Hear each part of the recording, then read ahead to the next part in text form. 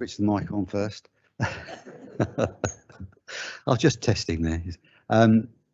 Masks can be worn all the time, but obviously when you're speaking, you can remove them.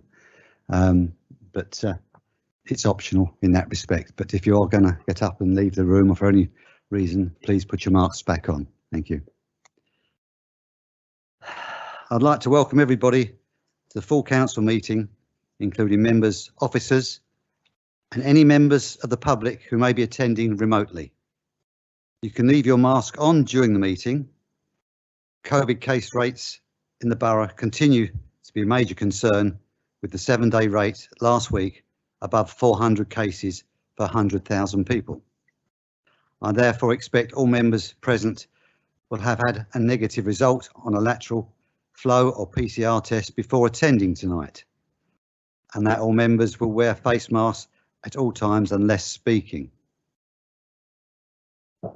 Please be advised that the meeting will be live streamed and data collected during the recording of the meeting will be retained in accordance with the council's data retention policy. The recording of the meeting may be added to the council's website.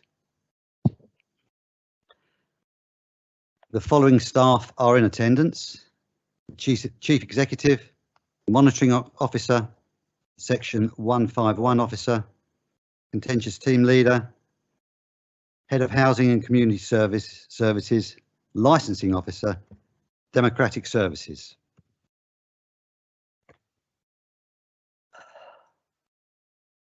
Emergency evacuation procedure. There is no scheduled test of fire alarm, and if the alarm does sound, please leave the building quickly using the doors signed as fire escapes and assemble in the car park and await instructions.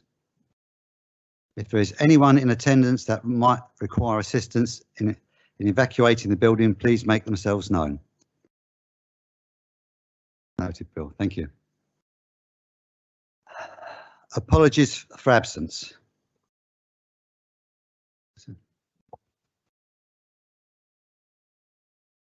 We've received apologies from Councillor Roger Clark, Councillor Richard Darby, Councillor Carol Jackson, Councillor Elliot Jays, Councillor Lee McCall, Councillor Ken Pugh, Councillor Tim Valentine. Councillor Mike Whiting is joining us remotely, so he will not be able to take part in any votes, but will be able to take part in the meeting in other ways. Thank you, Mr. Mayor. Are there any others? Yes.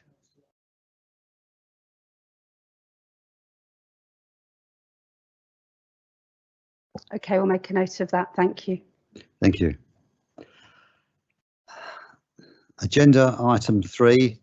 Do members approve the minutes of the extraordinary council meeting, minute numbers 332 to 334, and council meeting held on the 6th of October 2021, minute numbers 335 to 354 as correct records?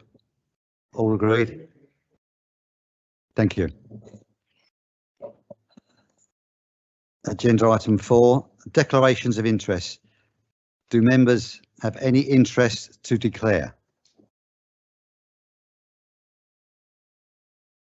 No, thank you very much. No, nothing to declare. Mayor.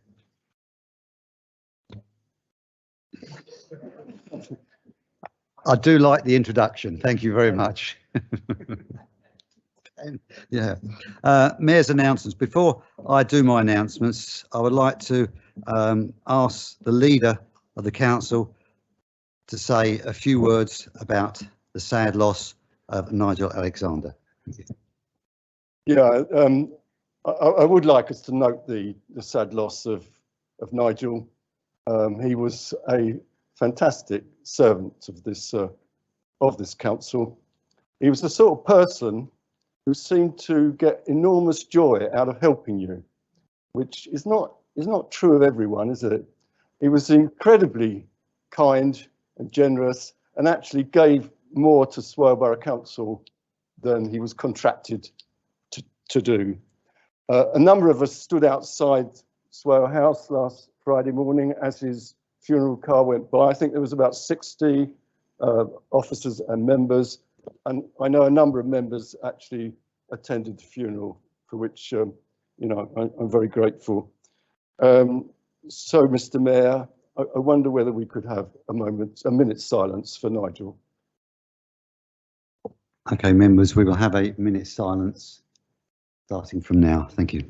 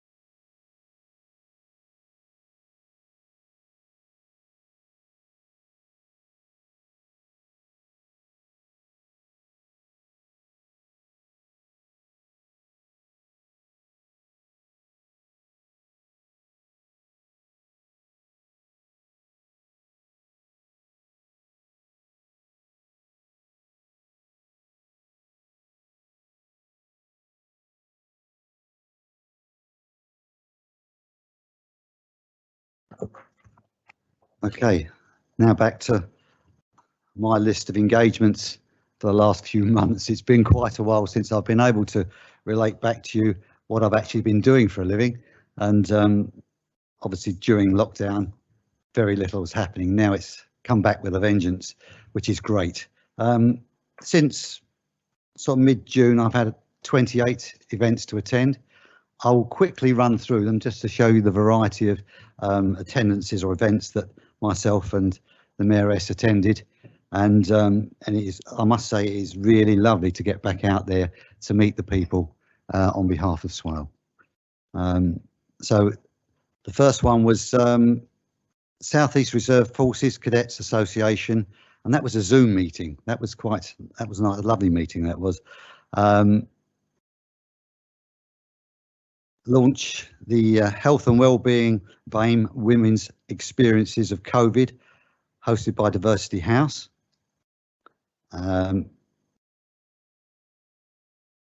Royal Society of St George tea at the Woodstock Club, Sittingbourne. That was very lovely. That really was. And then MS Swale, which is one of my charities, afternoon tea at Judd's Folly. I'm doing well so far with teas. And I attended the 34 High Street Sittingbourne Open at Swale Arts Media, a project which is run by one of our councillors, Councillor Ken Rolls, which was an excellent event. I attended the parish mass at St Peter's and Paul Church, Borden, to rededicate the new east window, and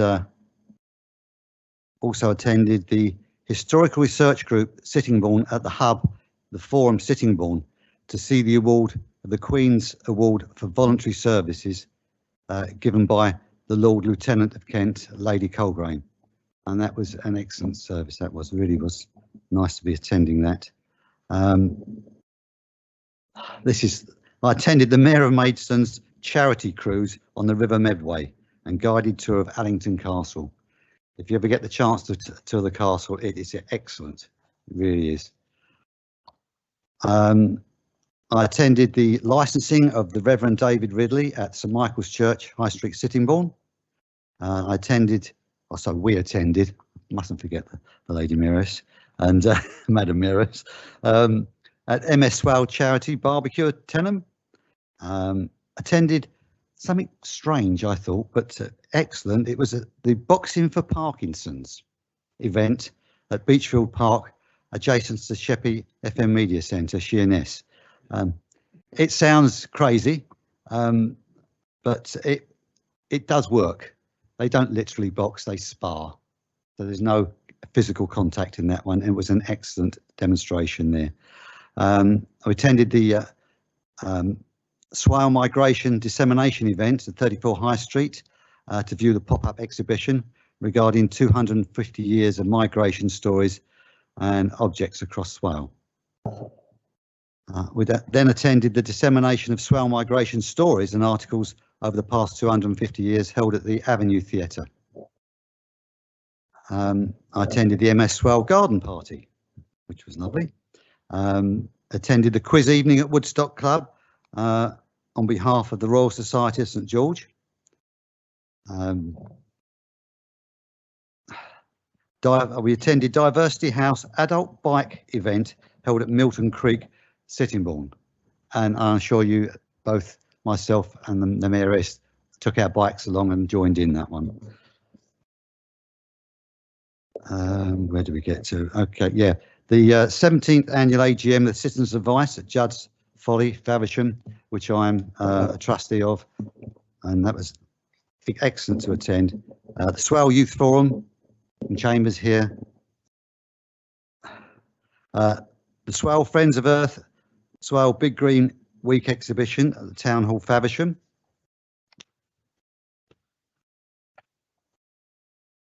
An art exhibition at the Swell Media Centre that turned out to be quite expensive for me, but thoroughly enjoyable.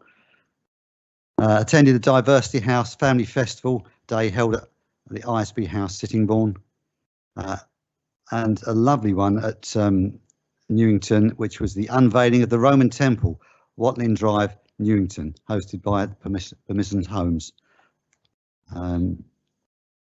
Opening of the Poppydale Appeal at the Forum. Trafalgar Day meal with the Royal Society of St George.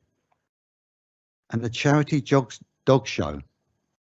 Happy ending for the Happy Endings Rescue charity. And again today, the Swell Youth Forum. And I have just a longer list for the continuation of events in the near future. Thank you very much.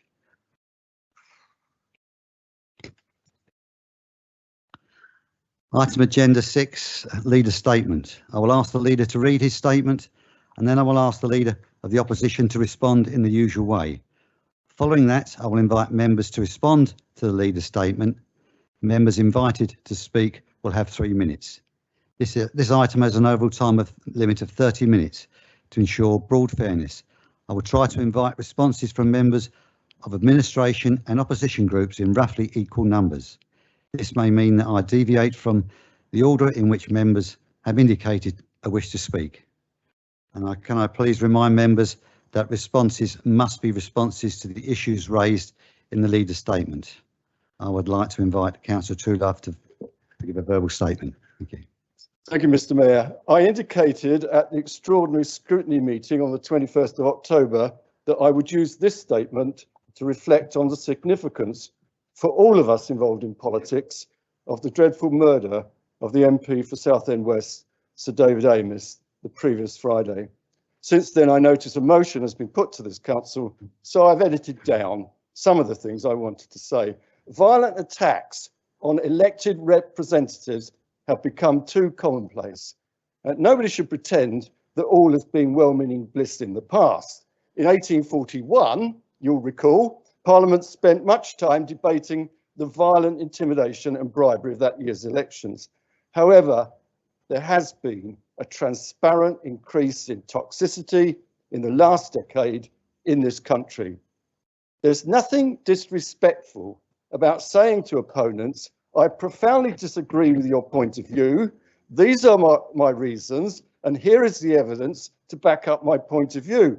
Indeed, this is respectful in the sense that it's taking those with different opinions seriously. But it is unacceptable to have the degree of simple hatred that has become part of our toxic politics. Hatred that is deliberately spread as widely as possible. It is said that the social media is the culprit, but social media takes its lead very much from the mainstream media, which over a period of time has used the promotion of hate as a device to achieve the political aims of the newspaper proprietors. Is our own house in order? If I follow through this question, I want to stress that I do not have any particular members or events in mind, but we do need to look at ourselves, and to this end, the Standards Committee, led by Councillor Perking, We'll be looking at the way we demonstrate respect to each other. Nobody wants to eschew robust political debate. To do that would question the whole point of electing members, but we need to debate more around principle and performance and less on personalities. Now, I've mentioned this before, but I think members and their groups might like to consider the future of local government, though we do not have a clear picture of what that might be. We see major capital funding going to mayors in city regions of the country, and we naturally ask, with colleagues, what about us in the Shire counties? We have infrastructure needs too, especially in a county like Kent. The early indications from government were not entirely palatable. We've been told about county deals of mayors and devolution. Some county council leaders got quite excited about that, but not, I think, the leader of Kent County Council. There may now be some flexibility around what a county deal might mean. And we recently had a Kent leaders and chief executives meeting where I stressed the primacy of keeping district councils, which have performed so well for the government during the pandemic, at the same time as districts and county councils working together on obviously shared strategic issues. This, I think, is the majority view in Kent, but there is a minority with an over-exuberant passion to create single-tier unitaries in Kent. And for all I know, there may be enthusiasts on this council too. This nuanced approach of working together in the existing local government structure has been put to government, but it remains to be seen whether that meets the ministerial agenda. Mr. Gove did say at the Conservative conference that there were more mayors coming. There is another aspect to this unclear situation which we need to be conscious of at a local level. The government talks of devolution being part of the county deal mayoral offer. However, we have to be acutely aware that devolution can mean local government officers carrying out more functions on behalf of the government, but from central directives, not from decision making by locally elected members. As I said, this is an agenda that you need to be aware of, but I acknowledge that the terms of the discussion are far from clear. One of the inevitable restraints on local councillors are the financial limitations that all councils experience. Long-term reductions in funding plus the ongoing impact of the pandemic leaves us and others facing tough decisions on our core budget. It has been the aim of the current administration to offset the poverty of our revenue budget with beneficial use of one-off funds, but that is limited. One-off means one-off. I have shared the challenges we face with the Cabinet Advisory Committee on 2 occasions, and we anticipate bringing a summative position to members as soon as possible. One of this administration's objectives has been to increase the supply of affordable housing in the borough. This has been happening through the planning system, but we have now reached the signal stage in the setting up of our own in-house housing company. The company was incorporated in April, and since then design and feasibility work has been carried out and has now reached an advanced stage. The company aims to go to planning in the new year. There will be challenges with costs in the construction industry rising by 15%, and as we all know, with labour shortages in the construction industry too. But it is essential that delivery of homes takes place. Finally, I hope the whole council will join me in celebrating the success of local organisations in accessing funds from the Community Renewal Fund, with bids being supported by a local panel of our 2 local MPs, local business, our regeneration director, and myself. Thank you, Mr. Mayor. Thank you, Councillor Truelove. I would now like to invite Councillor Horton to give a response to the statement. Thank you.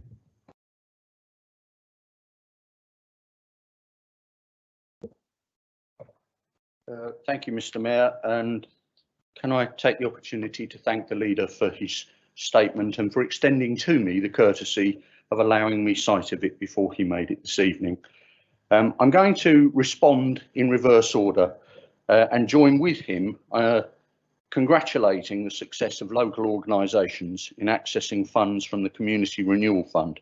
It is good for them, it is good for Swale and good for the residents we serve. I would like to very briefly take the opportunity to congratulate the role of all of the districts in Kent in the fight against COVID and in particular, much closer to home, the outstanding job that the officers at Swale have done supporting this council through that very, very difficult time. I welcome the news that Councillor Perkin will be leading the Standards Committee looking at the way we demonstrate respect for each other, and perhaps they may also explore the occasions when we don't. But I want to give most of my response to the theme for this evening. In The Guardian today, there was an article that announced that there was a fourfold increase in death threats in the last decade to politicians, teachers, doctors, and others in the public eye. I want to read to you an extract, and I've got the note here for the minute taker because this is a verbatim extract from a book that was written by David Amos and published last year, in which he refers to the murder of Jo Cox. The murder of Jo Cox was still totally unexpected. She had been an MP for a very short time, having been elected in May 2015. She was approaching the library where her constituency surgery was to be held when she was attacked and killed in the most barbaric fashion imaginable. This event took place during the 2016 EU referendum campaign and had a galvanising effect on the campaign, the general public and members themselves. My colleague, Mark Francois, alerted me to the attack, at which time he was unaware that Jo had actually died. She was a young woman with a family going about her duties, as we all do, completely unaware of the threats that she faced. While it is often said that good can come out of someone's death, it is difficult to see what good can come from this senseless murder. Nevertheless, it is to be commended that the Jo Cox Foundation has been established to combat loneliness. There can be no doubt that as a result of these heightened security concerns, most members have modified or changed the way they react with the general public. The Commons Authority have taken threats very seriously and have issued guidance for the safety and security of not only members but their families. This includes security in our own homes. I myself have over the years experienced nuisance from the odd member of the general public at my own property. We regularly check our locks and many others have CCTV cameras installed, but probably the most significant change has been with constituency surgeries. The British tradition has always been that members of Parliament regularly make themselves available for constituents to meet them face to face at their surgeries. Now advice has been given to be more careful when accepting appointments. We are advised to never see people alone. We must be extra careful when opening post, and we must ensure that our offices are properly safe and secure. In short, these increasing attacks have rather spoilt the great British tradition of the people openly meeting their elected politicians. I just invite members to reflect on the words of David Amos, now that we know how prophetic those words were. Thank you, Mr. Mayor. Thank you, Councillor Horton. I'd like to invite members now to give responses, please.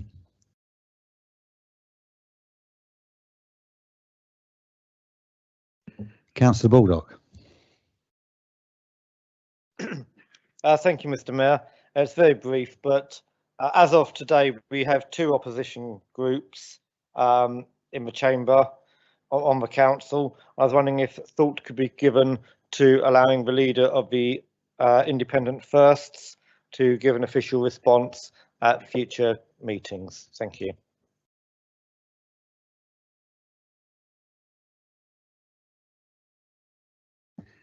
Yes, that is something we can consider, Councillor Baldock. Thank you. Point of order, Mr. Chairman. It's actually in the Constitution that we will do so. Thank you. I'm pleased I agree with it then.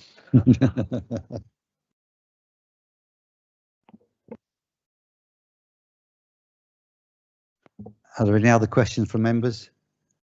Councillor Bowen. Thank you, Mr. Mayor. It's just following up on the comments, and I've just got my mask on the floor in front of me. That's a good start.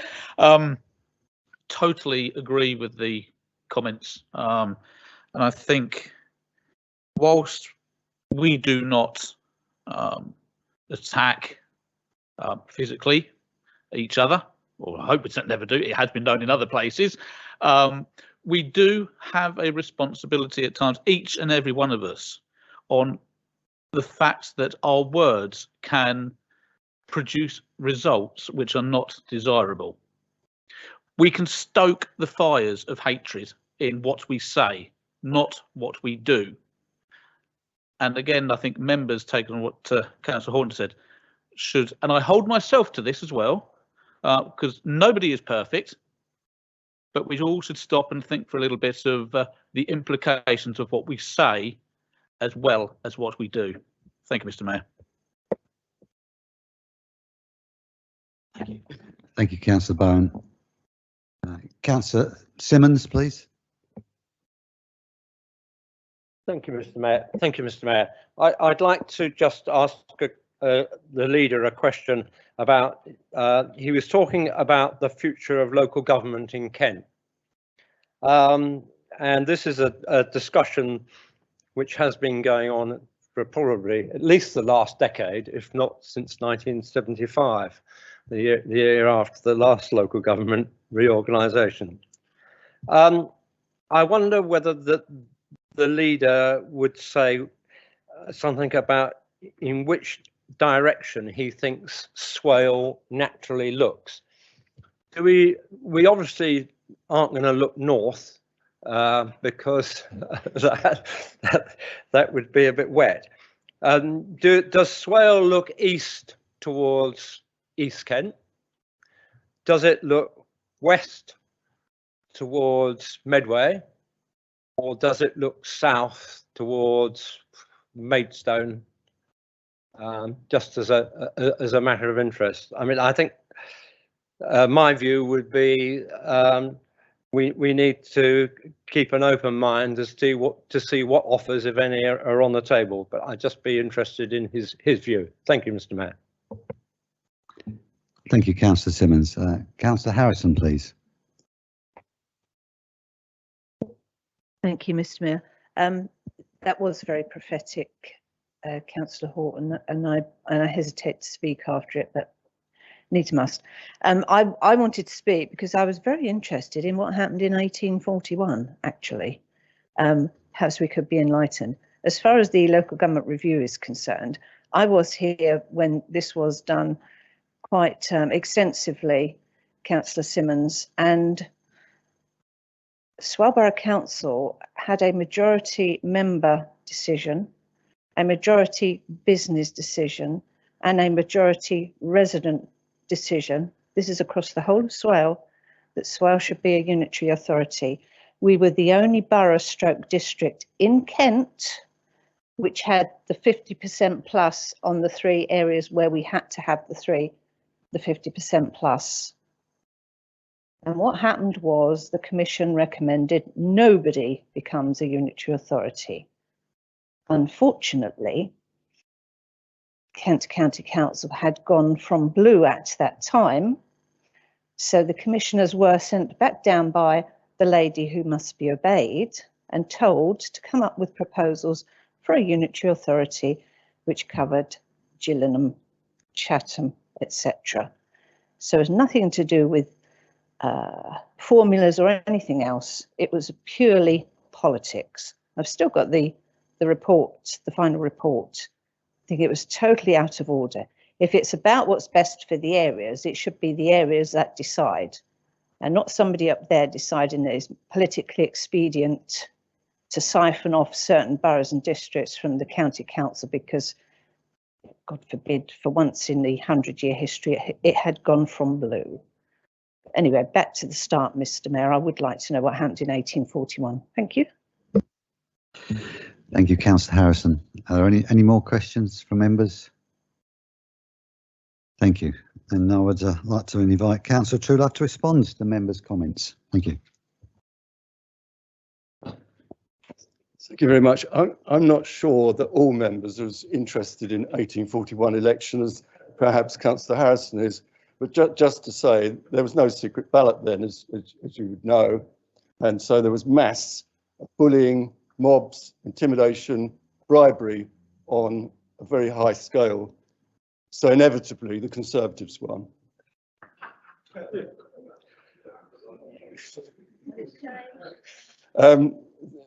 Thanks to Councillor Horton for supporting the local renewal fund. All 5 successful bids are important. They all lean towards skills and employment, and particularly for people who find employment difficult to get. So that's very important. But from our point of view, what was top of our priority list was the East Kent colleges, because we have been working, Councillor Bonney and officers, with East Kent colleges. We would like to see their input into Swale to be very much greater. This money is actually pump priming, but the success of that does make greater the likelihood of East Kent colleges offering more vocational and FE education into this area. And I'll just respond to Councillor Simmons, but I won't answer the question because I'm not going to fall into your trap. I said in the statement that in my view, as Councillor Harrison indicated, we want to, where do we look to? We look to Swale, and we look to Swale retaining its integrity, and we don't look to unitary councils. But if there were a way that I could get you to go one way and we could go the other way, I'd welcome that. Thank you, Councillor Truelove. We'll now move on to item agenda 7, questions submitted by the public. There was one, but it has now subsequently been withdrawn. So we moved straight on to questions submitted by members. And our first one I'd like to invite is Councillor Steve Davey, please. Thank you, Mr. Mayor. So I'd like to ask the Cabinet Member for Housing, could the Cabinet Member for Housing report on progress towards getting more affordable housing from the planning system, and especially if there has been an increase in the housing for social rent? Thank you. Councillor Ben J. Martin to respond. Thank you, Councillor Davey, for the question. Affordable housing Section 106 contributions are only applicable on certain sites in Swale that meet the threshold of the Council's current local affordable housing policy, DM8. These homes are delivered by registered providers, RP, with nil grant contribution.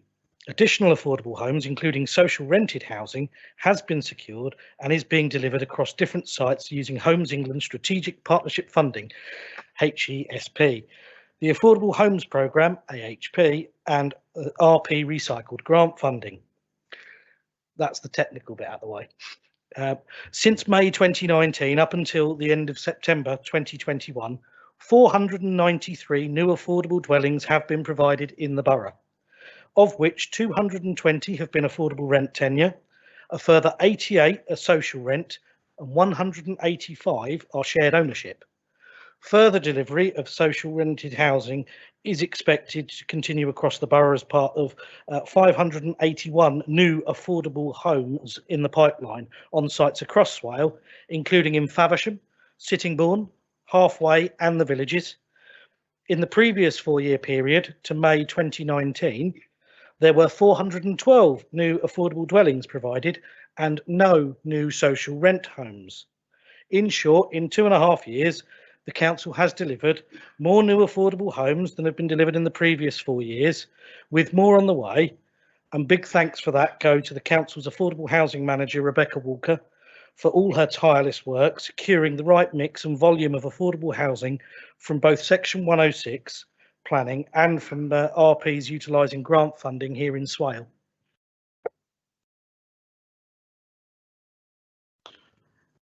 Councillor Davey, do you have a supplementary question? Thank you, Mr. Mayor. Thank you, Councillor Martin, for the answer. And I'd like to welcome the comments made during the leader's speech regarding the new Rainbow Housing. And I would like to know, given the difficulty around planning and the problems that inevitably arise, can we have any idea of the timescale when the actual building of these really needed properties can begin? Thank you, Mr. Mayor. Councillor Martin, if you'd like to respond. I've got to be a bit careful because it might be a little commercially sensitive, but essentially we plan to go for a planning application on at least one of the sites in the new year, with a hope to start building in the next financial year. Beyond that, I think I'll hold back just in case, because obviously I haven't got the advice as to what elements are still commercially sensitive on that and which elements aren't. But to agree, they are much needed. There may have been more social and affordable rent homes delivered, but we need an awful lot more at the moment. We know what our figures are in temporary accommodation. They're at record levels again. We know that we've got still around 1,200 people on the housing register. So we do need these affordable homes as quick as we can, and be rest assured that the board members and the shareholder panel are doing all they can to ensure that those can be delivered, and can be delivered as quickly, efficiently and to the good quality standard that we would expect as possible. Thank you, Councillor Martin. I'd now like to ask Councillor Gibson to ask his question, please. Thank you, Mr. Mayor. My question is for the Economy and Property Cabinet member, and it's fairly straightforward and simple. I wonder if you could give us a progress report on the makeover of our town centres, please. Councillor Bonney, if you'd like to respond, thank you. Thank you. Can you hear me? My lollipop's missing. Quote of the night. Okay, right. Oh, thank you. That's a bit too big, though. Right, can we stick to the question, please? Sorry. So, in Sittingbourne town centre, some of the old street nameplates, including those in the lower alleyways, have been replaced.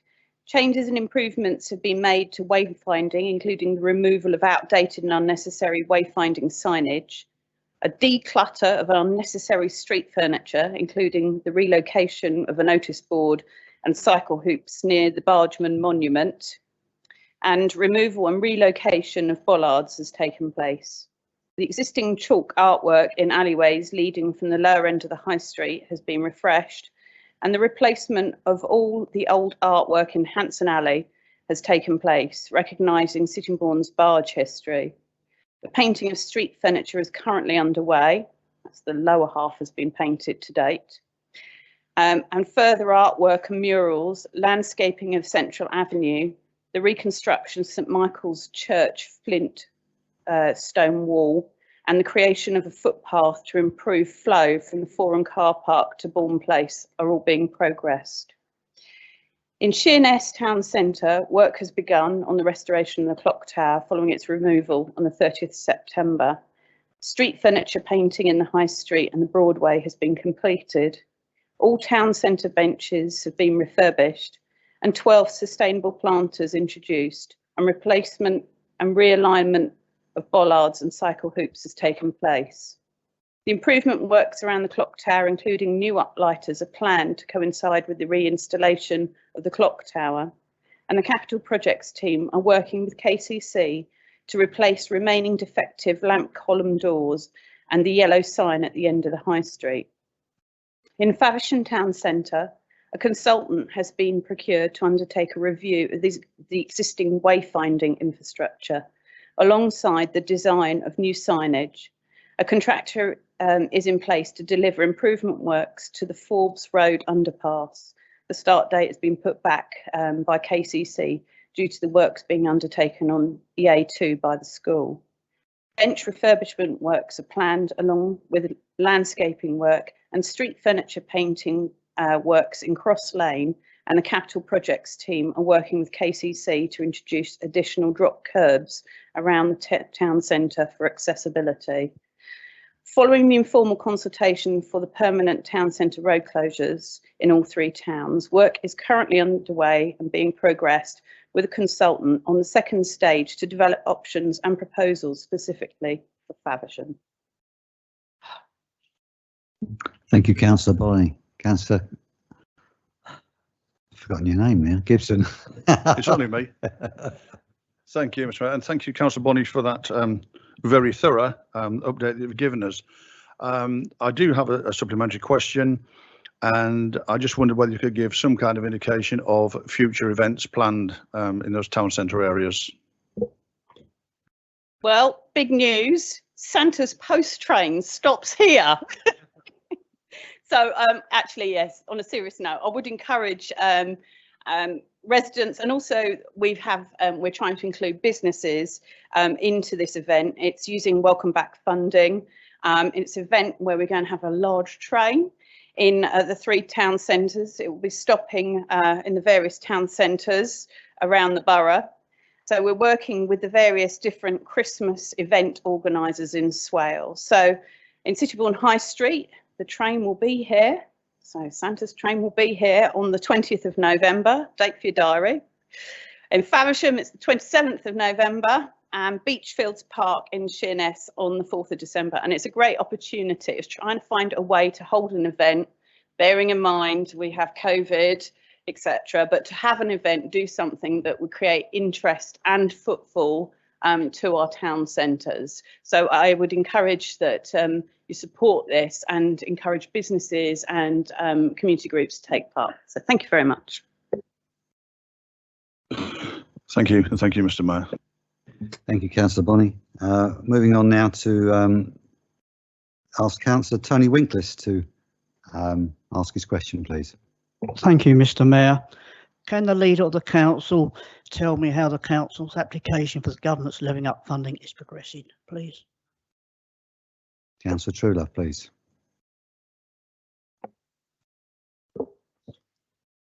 Thank you, Councillor Winklis. You will be aware that the Community Economic Growth and Property Cabinet Advisory Committee were asked to consider proposals for the focus of Swale Borough Council's Levelling Up Fund bid.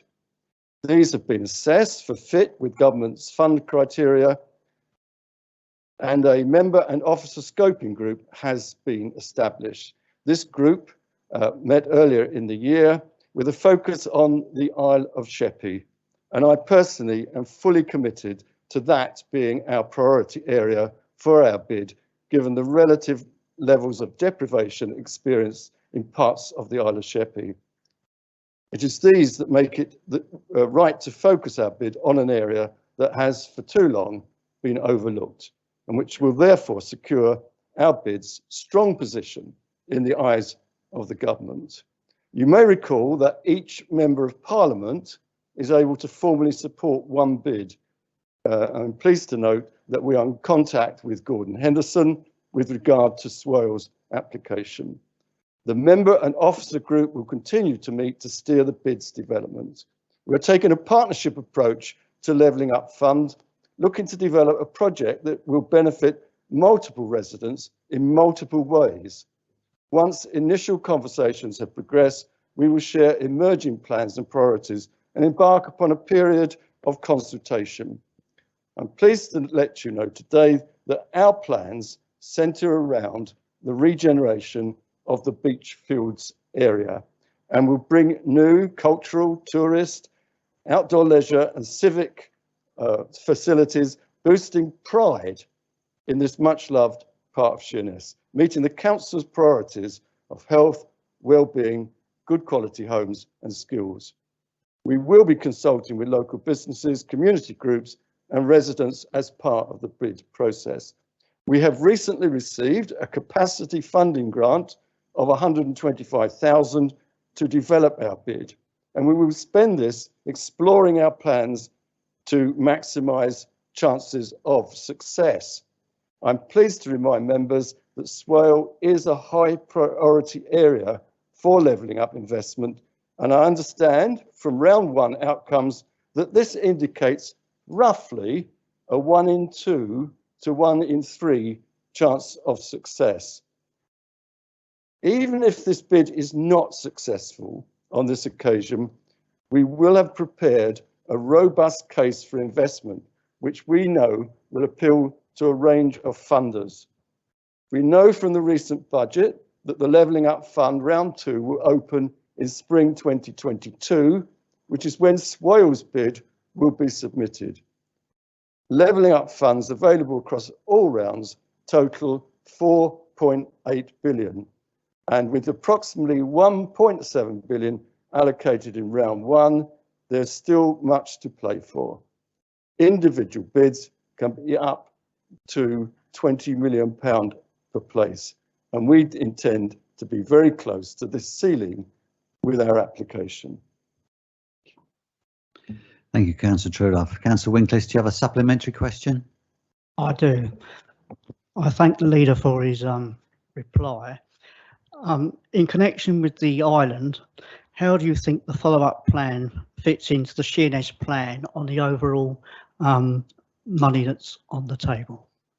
Thank you. Well, Councillor Bonney's already indicated some of the things that we are doing with the clock tower and the Master's House and the makeover of the town centre, supporting education. There's a whole range of things that we are trying to do to make things better on the Isle of Sheppey.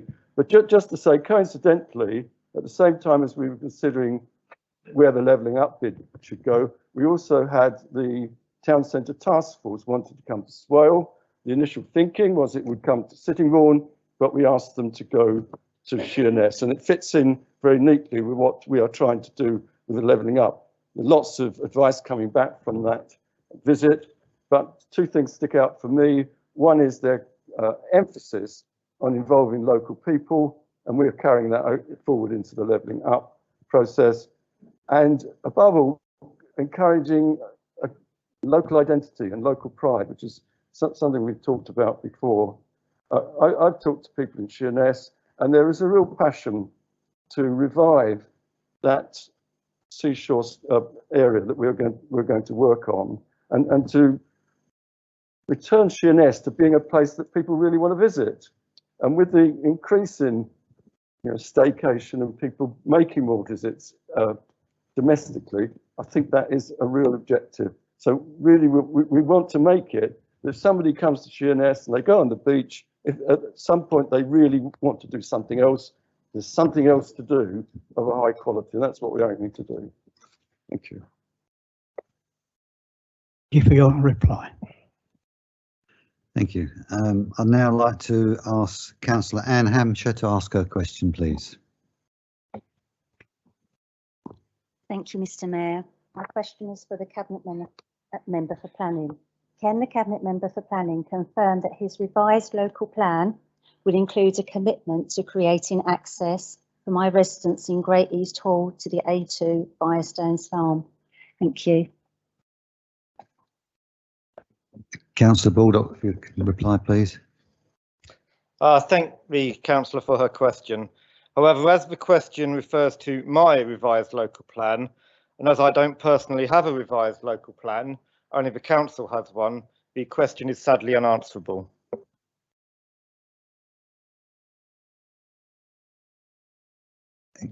Councillor Hampshire, do you have a supplementary question?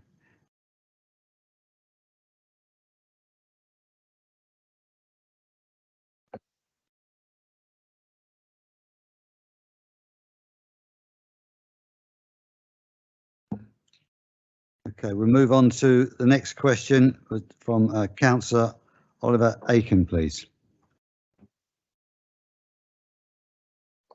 Thank you, Mr. Mayor. My question is for the Cabinet Member for Environment.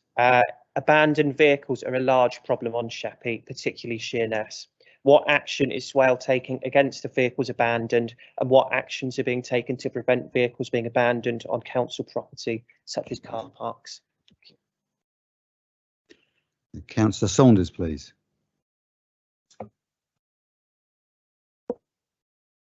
Thank you for your question, Councillor Aiken. We aim that all reports of suspected abandoned vehicles are investigated within 24 hours. Officers will door knock in the vicinity to make inquiries. If the door knock is unsuccessful, a card is left on the windscreen to inform the registered owner that it has been reported as abandoned. If no one comes forward, a DVLA check is done on the vehicle. If the registered owner lives in the vicinity, an officer will then call at the address. If the registered owner lives elsewhere, a letter is sent to inform them of suspected abandonment. On the expiry of the notice, if no one has come forward, a removal request is sent out to our contractor.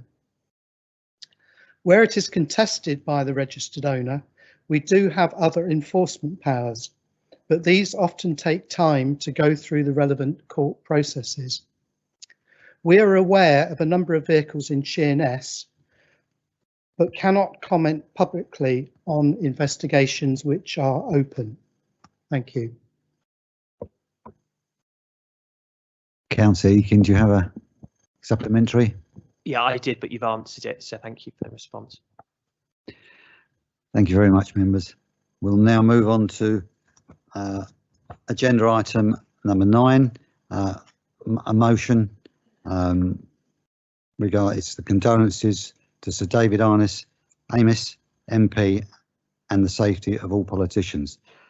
A motion to send condolences to the friends and family of Sir David Amis, MP, and to highlight the safety of all politicians has been received as set out on the agenda. An amendment has also been tabled, notified to members by email. There is a maximum time of 30 minutes to debate this agenda item. And I would like to invite Councillor Horton to propose the motion. You have 5 minutes to speak. Thank you. Thank you very much, Mr. Mayor. I am saddened and disappointed at the response that this motion has generated with some in this House, and I withdraw my motion. Thank you. Thank you, Councillor Horton.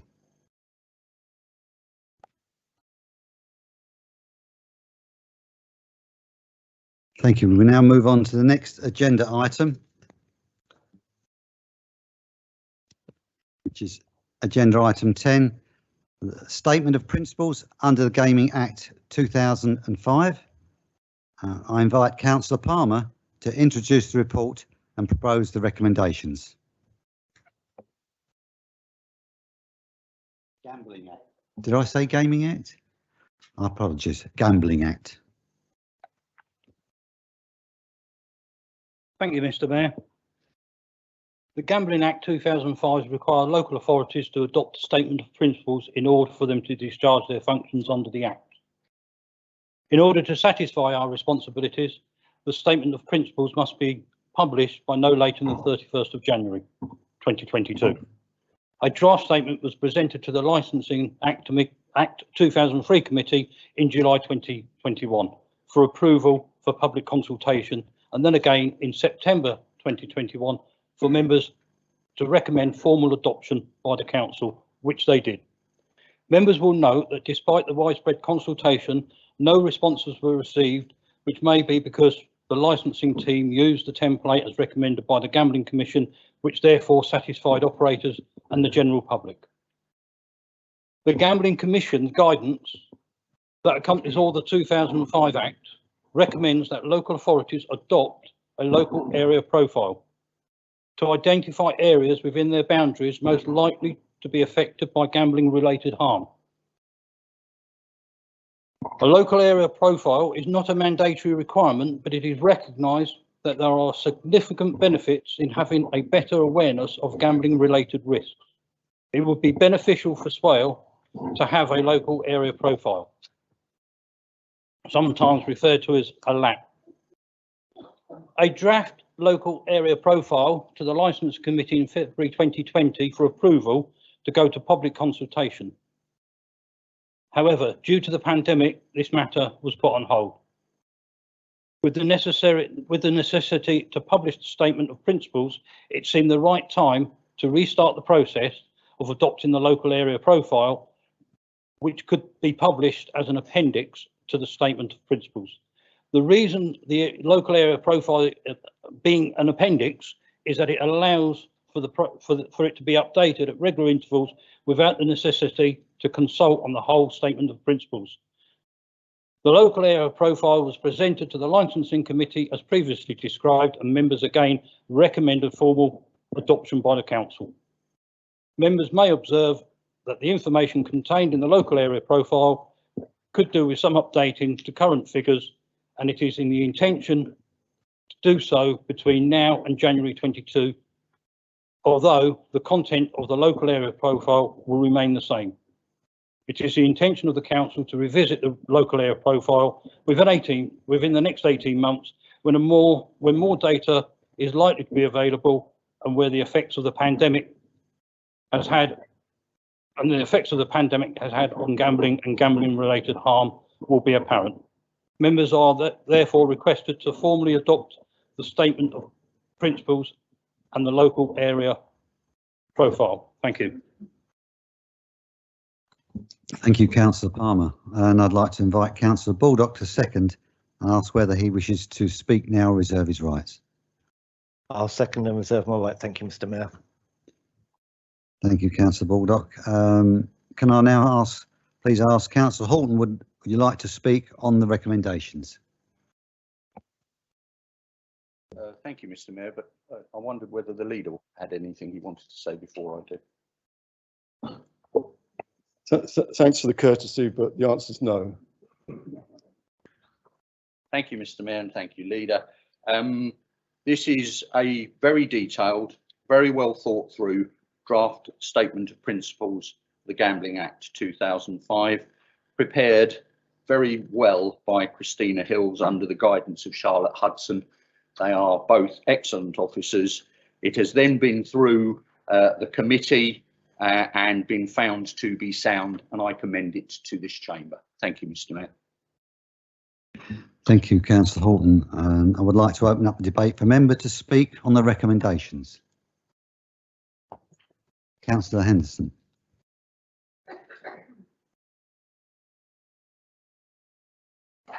Thank you, Mr. Mayor. I just had 2 points to raise, if I may. One is a suggestion on page 21, paragraph 23. It lists the persons or bodies to use in the exercise of its functions. And the second item there says an enforcement officer. Well, I really think we ought to specify what is meant by an enforcement officer. Does that, for example, mean a police officer? Does it mean a Swale Council enforcement officer? If so, what type? Does it mean a county council enforcement officer? Does it mean some other type of enforcement officer? And I'd like to suggest that whatever it does mean is explained within that paragraph. And if you like me to pick up my other point, my other point is really just a question on page 45, door supervisors. For some peculiar reason, it makes clear that door supervisors at casino or bingo premises are not required to be registered by the SIA. And that seems absurd to me. There used to be horrendous problems with door supervisors whose only intention seemed to be to throw people out as far as they could into the street. And that was largely resolved by actually training supervisors and making sure they passed a qualification. And I cannot understand, and I'd dearly like somebody to tell me, why on earth they are not required in the gambling field. Thank you, Mr. Mayor. Thank you, Councillor Henderson. Are there any other members that wish to speak on this? Councillor Davey.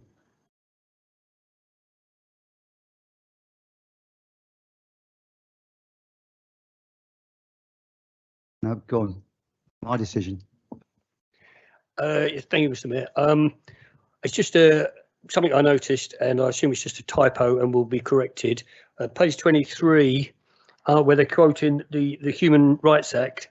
It says every person is entitled to the peaceful enjoyment of his possessions, gender specific, and then later on it's corrected. They may not be deprived of their possessions. So I would assume that the first his will be replaced with a their. Thank you, Mr. Mayor. Thank you, Councillor Davey. Councillor Beart, please. Thank you, Mr. Mayor. I just wanted to firstly just move a vote of thanks to Chris Hills and the rest of the team. I don't think, although it's quite a long report, I don't think you can underestimate how much work has gone into it over the amount of time that it has taken to prepare it. The second comment was just to correct something that was said by the proposer. It was stated that there was no responses to the consultation. There was actually 2. Thank you, Councillor Beart. Are there any more questions from members?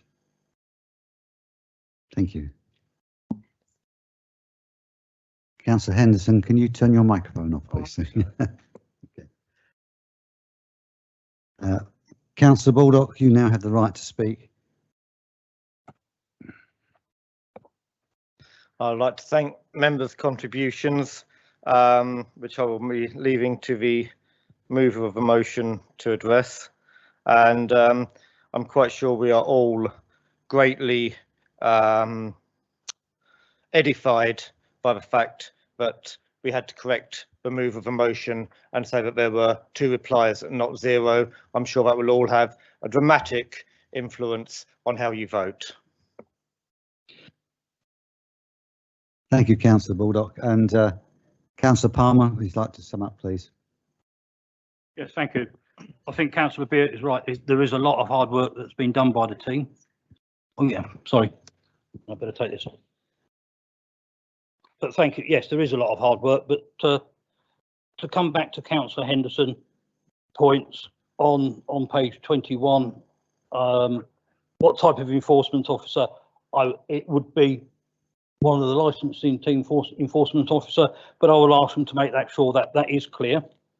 On the other page, unfortunately, the door supervisors, this is what the Act requires. So unless Parliament decides to change that, but I would add, if you look at the last paragraph in that sentence, sentence 138, it does say door supervisors not directly employed by the casino or bingo operator do have to have an SIA registered qualification. So I agree with you, there's an anomaly there. If they're employed directly, they don't need one, but that's the Acts going forward. And for Councillor Davies' point, a point well made. Sometimes you look at the Act and they always tend to refer to his or her or whatever, but we're trying to make it more gender neutral. Thank you. Thank you, Councillor Palmer. I'll now ask members to vote on the recommendation using a show of hands.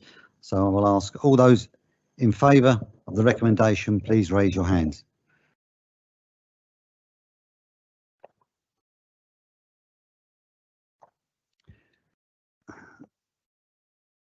Thank you, members. That was unanimous. It's pointless asking any other questions whether you want to or not. That's great.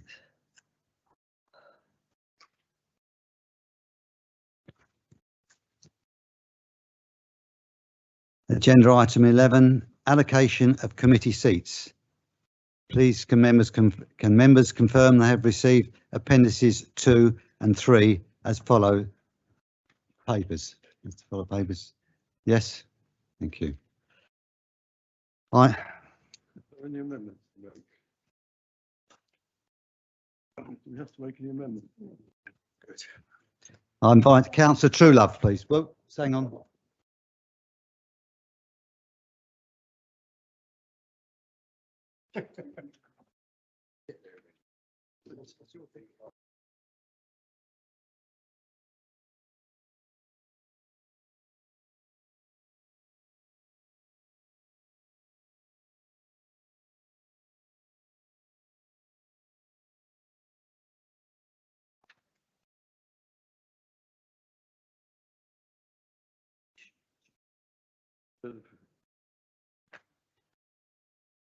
There's two, so how can we?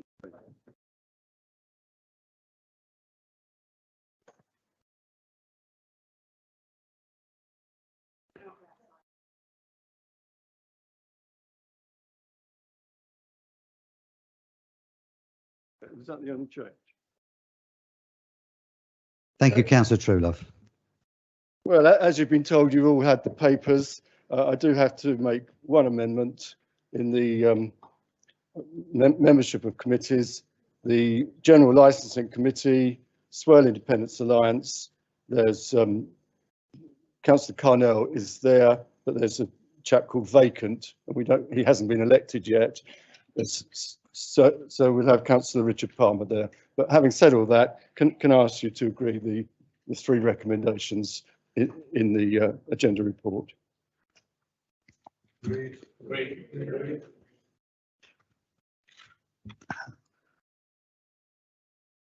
Councillor Horton, would you like to speak on the recommendations? Agreed. Thank you, Councillor Horton. I open up the debate to members to speak on the recommendations. Yeah, agreed. That's it. Are we going to vote on the recommendations or this? Yeah, no, I just asked the other.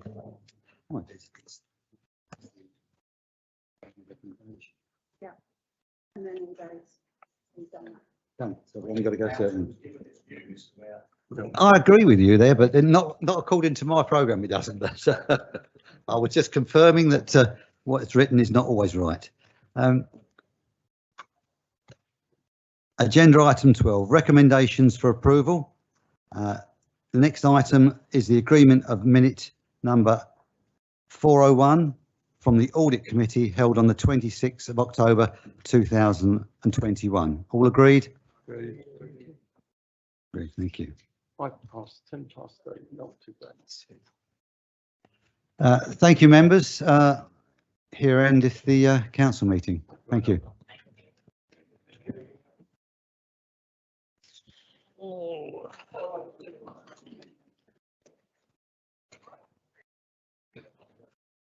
So 7 minutes late. Yeah, I said 8 o'clock. Oh.